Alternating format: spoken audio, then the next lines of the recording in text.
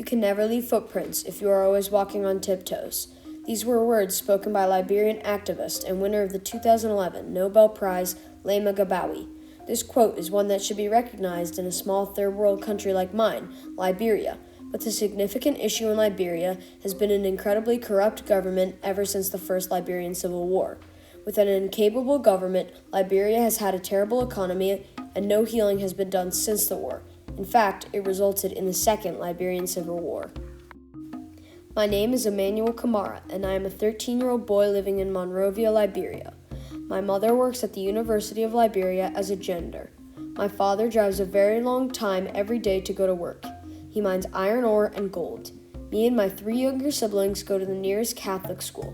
We walk because father needs our only car, a rusted old car that was sent from the United States. I am one of only 7 children in my grade. 15 to 20% of 6 to 14-year-olds in Liberia are out of school. Last week in history class, I found out that Liberia was founded in 1847 after they declared independence from the American Colonization Society. The people who founded Liberia were free slaves from the United States. They were brought here by the American Colonization Society. The goal of the society was to resettle freed slaves because there were too many in the United States. Then, in 1847, Liberia declared independence from the ACS so that they could become their own sovereign nation and would be safe from colonization by the French and British. Last year, Father saved up enough money for us to go on vacation. We went to the beautiful Upper Guinea Forest. The Upper Guinea Forest holds millions of tons of carbon dioxide. It is also one of the most biodiverse rainforests on the planet. My home city, Monrovia, also holds some of the most beautiful beaches in Africa. The national food of Liberia is dumboy. When making dumboy, fresh cassava is peeled and boiled. Then you remove the fibers from the center of the cassava. Then you throw the roots into a mortar and beat them with a heavy pestle. After that, you shape them into balls and voila, delicious! Unfortunately, Liberia is not perfect and we have many issues. First off, our education system is quite poor. Only 48.3% of the population can read and write. Due to 85.6% of the population being Christian, the majority of the schools are run by Catholic churches. Here in Liberia, we are also dealing with violence against women rising. In Liberia, children as young as 6 are being raped, and as young as 10 are being married against their will. The fertility rate is as high as 4.18. Only 70% of people have access to clean water in Liberia, and only 17% have access to basic sanitation. Most of Liberia is living in severe poverty.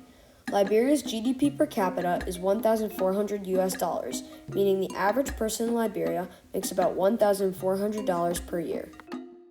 But the main issue in Liberia is without a doubt corruption. We have already fought 2 civil wars over disliked, corrupt governments, and yet nothing has changed. Both of the last 2 elected presidents, Ellen Johnson Sirleaf and George Weah, have based their campaigns off of stopping corruption. 53% of public service workers in Liberia will offer or accept a bribe in their career. According to a United States Department of State investigation, judges in Liberia were found to be susceptible to accepting bribes to sway cases.